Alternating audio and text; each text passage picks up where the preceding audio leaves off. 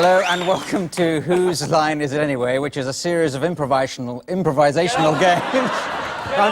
So I'm just improvising a mistake there to make it all seem genuine. Improvisational games we acted out by some of the wittiest and cleverest people in the land, or in the case of this show, by the usual collection of deadbeat entertainers, stand-up comics and friends of the producer.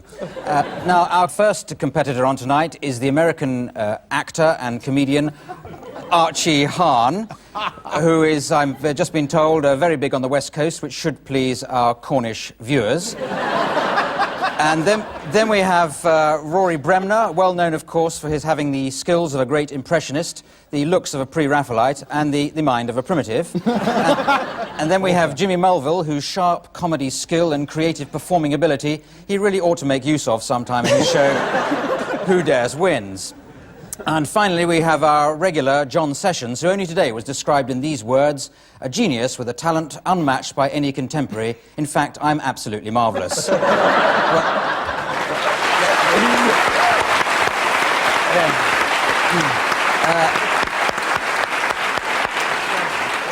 Well, those are the competitors. So let's get on to our first game, which is also a regular, and it's called Authors. And it's called that because each of the competitors has come on with in mind the style of a favourite famous author. So if you'd like to come forward now, you competitors, and in a moment I'm going to get the title for a story to be told, a title from somebody in the studio audience, and then Archie will start off telling that story in the style of his author, and then when I buzz my buzzer, like that, we'll move on to Rory, and he'll continue the same story, picking up from the moment that Archie left it, but in the style of his author. So first of all, let's just discover which authors you're going to go for. Archie, who's your author this week? Well, I like very much to do Truman Capote. Truman Capote. But you'll do it in his voice, will you? Yeah. Rory? I'm going to do Clive James. Clive James, why not? And Jimmy? Who was it? Have you read anybody ever? No, I was going to read that. Oh, yes. Dylan Thomas, I think. Dylan Thomas, yes. And John? James Joyce. James Joyce. Well, we've all read the first 2 pages of him. So, can we have a suggestion for the title of a story from some... A Day at the Seaside. Sorry? A Day at the Seaside. A Day at the Seaside. An inspired choice there. Dull, but that'll do. Now, A Day at the Seaside, therefore, is the title suggested by the gentleman in the blue shirt at the front there. So we'd like to start, Archie, in the style of Truman Capote. A Day at the Seaside was something I had looked forward to for a number of days. It started out on a tenuous note when I found the pubic hair in my toothbrush. It was obvious to me that Frank Sinatra was completely smashed, thus necessitating another 2,000-mile journey to find another beach the other side of the American coastline.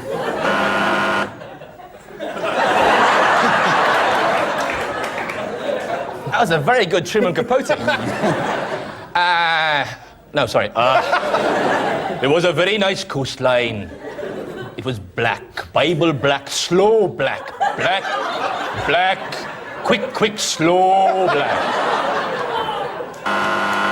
Black, black, the black of the eyes going closer and closer and lower, and ah, yes, the tongue inside me, yes. And no, I said, and oh, again I said, and yes, the spades were getting brighter, yes, the buckets higher, the lighthouse getting up and bright as the Altere Day, there as the cross of the crucifix of the Rose of Mary up on the hill, and yes, I said, as he went inside me, and yes, I said, I'm at Blackpool.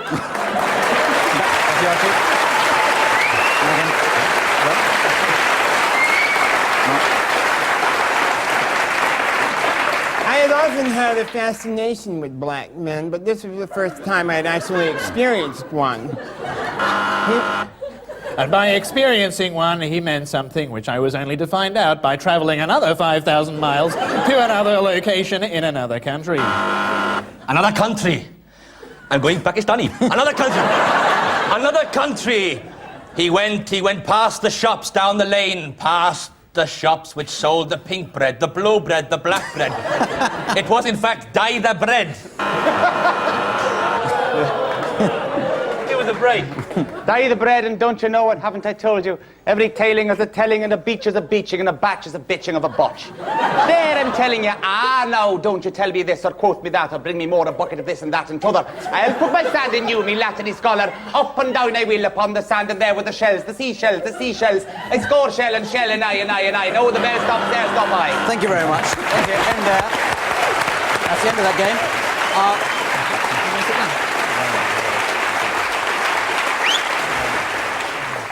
Well, that's the end of the opening round. I have to award some points for this and other games, and I think I can give everybody 10. Apart from Archie, I'll have to deduct 5 from you for using pubic hair right at the beginning there. So we'll go on to the next game, which is called Film and Theatre Styles, for the simple reason that we give the people, the competitors acting in pairs, a number of different film and theatre styles. I don't know, I'm talking gibberish, aren't I? We give the people a number of film and theatre styles to improvise in, and I'll do that by getting some suggestions from the studio audience. First of all, we go with Archie and Jimmy working together, and I'll give you a situation in a moment. But can we have some theatre and film styles that... Sorry? Godfather. I'll take that. It's not really a style, that's just one film. Sorry, hang on. Horror, yes. Horror. Japanese, all right. Australian soap. Okay, well, we've got a batch there to choose from. So can you start off just improvising, Archie and Jimmy, and the scene we'd like you to improvise is sacking an employee. Okay, got that? You must have been through that, I thought, Jimmy, a few times. And I'll buzz you when we want to introduce a different style. You want to do sacking? And we've got, up to 9 hours to get on with it. All right, listen, I'm sorry. I'm going to have to let you go. It's as simple as that. I don't know any other way out of this predicament. Look, just give me another break, because I have given you break. I was late. Okay, I was late yesterday. Okay, Godfather, and the style of the Godfather. You understand what I'm saying? No. Let me see if I can put it to you more clearly. Where's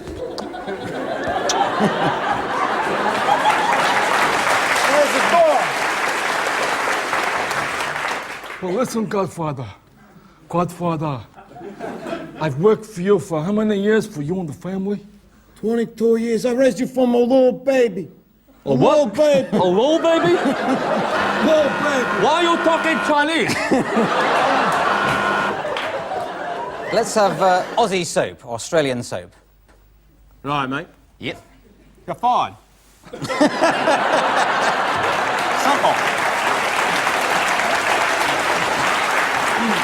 Hey, you've been on one of those bloody management courses, haven't you? That's right. Right, let's throw in on the Barbie and we'll talk about it. You're going Chinese again. All right, end on horror. Yes,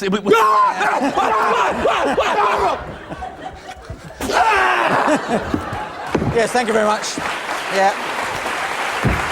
Okay. Yeah. Well, I thought that was very good. I'll give 20 points each there. And so we now go on to the other pair, John and Rory. Can you step forward for your scene in a minute? And a few more suggestions of theatre and film. Amateur dramatics. I think we get a lot of that as it is, but... Spaghetti Western. Sorry, Brazilian soap opera. What? Sorry, are you on any particular medication or something before you came? Travelogue. Oh, what a... Rodgers and Hammerstein, okay. Porn film, yeah. Noel Coward, yes. That's a good one. What about a porn film? You're too quick. I don't make you no good in a porn film. Now let's get going on that then. And your style, I've got to give you something to do. What is it? Yes, the scene we'd like you to improvise is a used car salesman. So on you go, and I'll give you a style to get into once we get going. You see, you think you're looking at a Riley or a Bentley, but actually you're looking at the car in which Dracula, Elizabeth I, and Harold I of England drove. Well, yeah, I like the wooden bits, and I thought that maybe, All right, go into amateur dramaticals, please. What's going on here? This car is mine! This car is mine, not yours!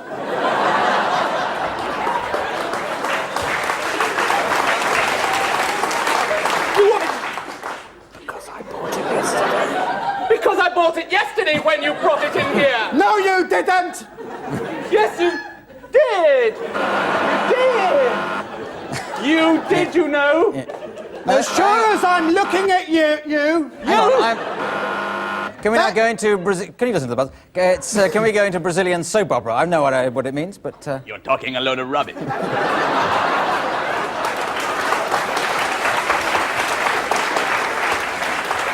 You must have realized that this car is a complete load of rubbish. You call this modern? You're an old slow coach, that's what you are. I'll take it anyway.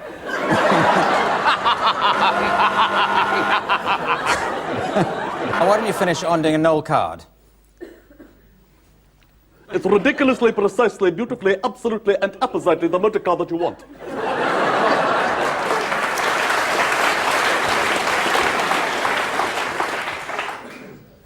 Take your time. Has it got ashtrays? It has ashtrays everywhere. It is absolutely redulated with old and out-of-date cigarettes that might be dashed and flashed into the dash. Then why don't you use the bloody ashtrays instead of leaving ash on my carpet? Why am I talking like this? Because I'm a 1920s-old whoopsie and I can do what I like. Thank you very much. End on that. Thank you.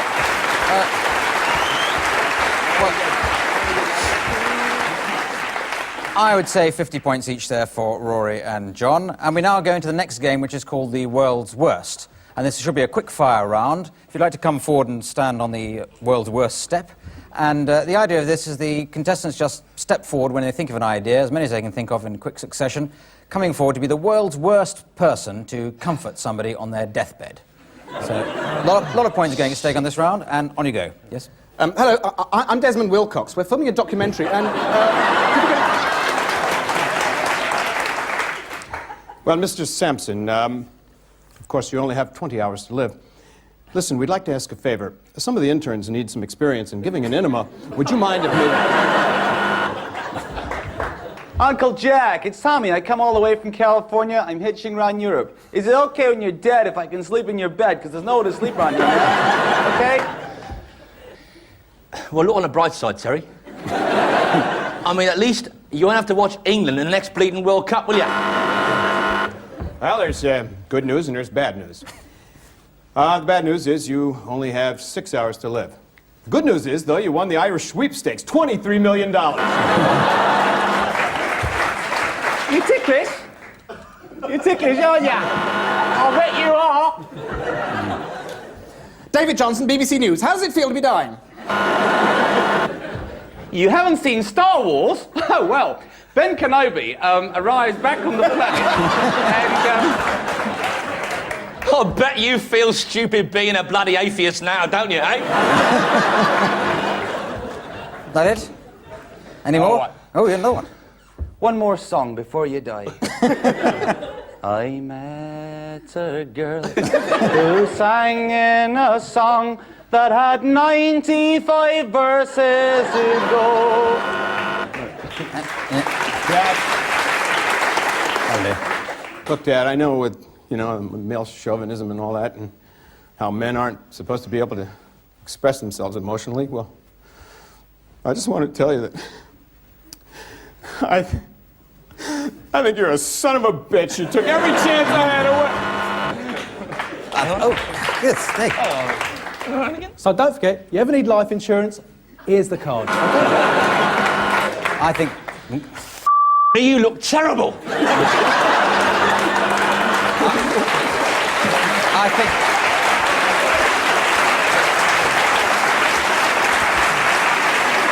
Well... I think that's a good enough note to end on for the moment. We stop improvising for now while we go away and some premeditated advertising takes place. We'll be back in a moment. Goodbye.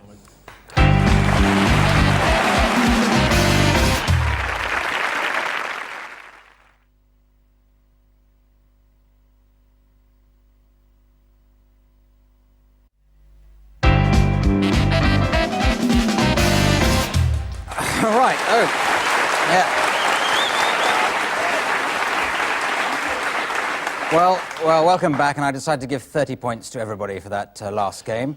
Now, this next game involves some props, and again, the contestants will be acting in pairs, and the first pair will be Jimmy and Rory. Can you step forward? And I'll give you an item, which is this item, and you've got to come up with as many different ways of using that item as possible.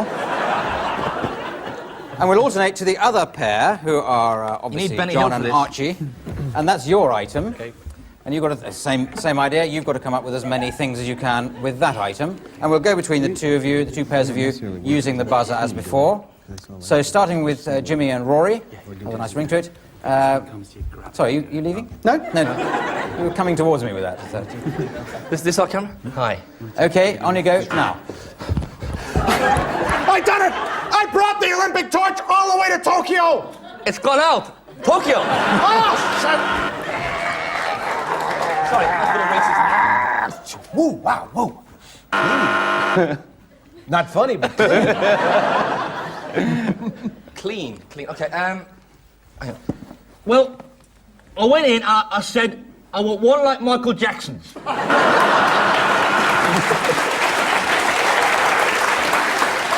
You're smart, you're there, you're together. You gotta go to the office, you wear a smart suit and a tie. It'll brush this way, it'll brush that way. And if you take it into a club at night, you can sing like Johnny Burnett. Particularly incomprehensible. for the extrovert dunce in your life.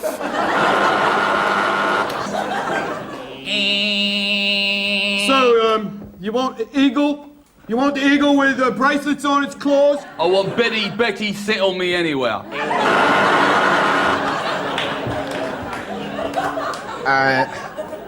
For the monoped who wants to be seen at night.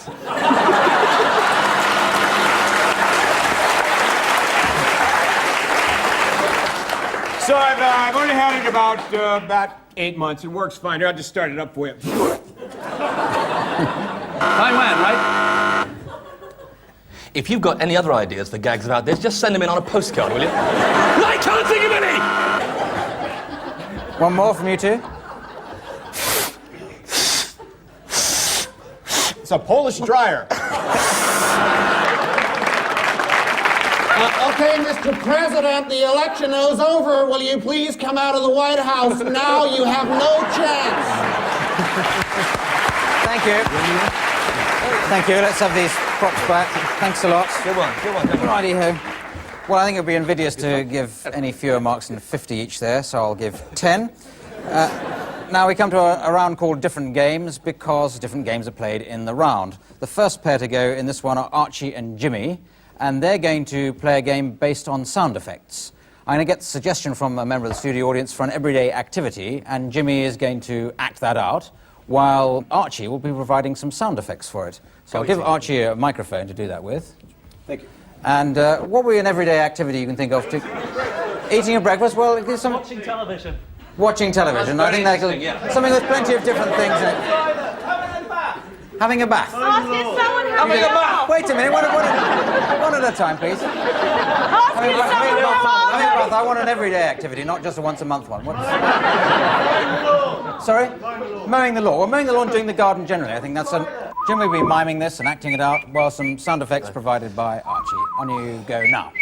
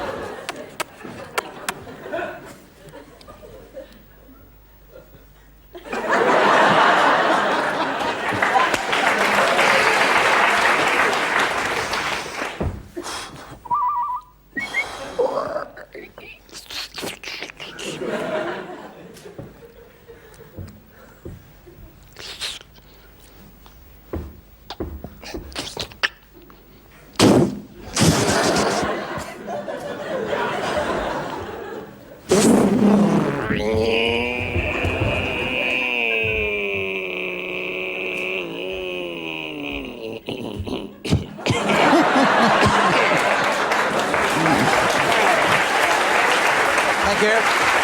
Yes, that's it, fine. Thanks a lot, yes.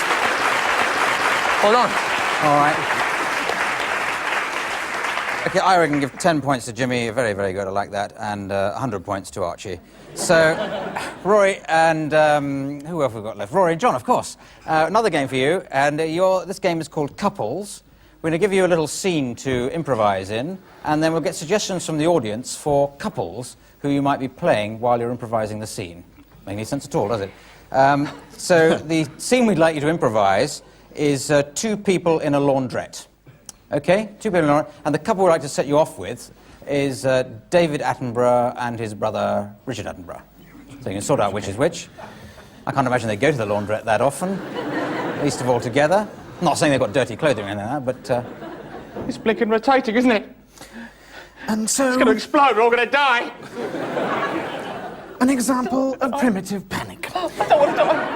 A reaction which sets in many mammals and indeed some invertebrates, giving rise to the expression spineless bastard. All right, another couple that either belong together or don't belong together. Charles and Diana, okay.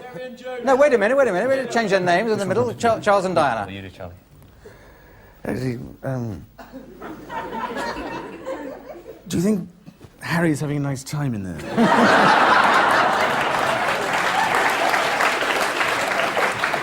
Take a walk, wingnut head. All right, another couple. Mel and Griff. Okay, Mel and Griff. I've heard of Mel and Griff, I think. Mel Smith, Griff. Yes, Mel Smith and Griff. I have heard of them.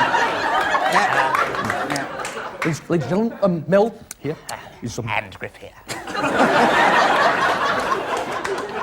We'd like to do a show for you. Can I just point out here? Thank you, Mel. That... I think what Mel's trying to say is that he is trying to dominate the show once again this week. All right, another couple like that. That was a very good one. Hang on. Wait a minute. No, there's a man there with designer ugly beard, and he wants to say something. Ron and Nancy. Ron and Nancy. Yes, all right. Yes, they're a couple. Everyone thinks that the skin on my face is human skin. I've actually got a condom stretched over my head. Ronnie, how many times do I have to tell you? All right, one more to end on. Sorvel and Dean. Oh, brilliant, yes. It'll take 5 hours to get the ice rink set up. There's somebody you can speak. Yeah. All right. Well, I thought that was very good. I'll give 150 points each. It would have been more had they mentioned the laundrette ever in the course of that improvising. It's wonderful how they stick to the rules, isn't it? Now, that was in fact the last game, so I'll total up the scores, and I see that Rory Bremner is this week's winner. So well done, Rory.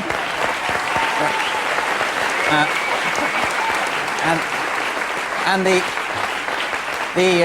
prize for winning is to get to read out the credits as they roll by in a style of my selection, and I'm going to give Rory a difficult one here. I'm going to get him to do it in the style of Barry Norman. I don't know if he's ever done that, but let him try it out. So it just remains for me to thank our competitors, which is Archie Hahn, Rory Bremner, Jimmy Melville, John Sessions. This is me, Clive Anderson, saying good night. Good night.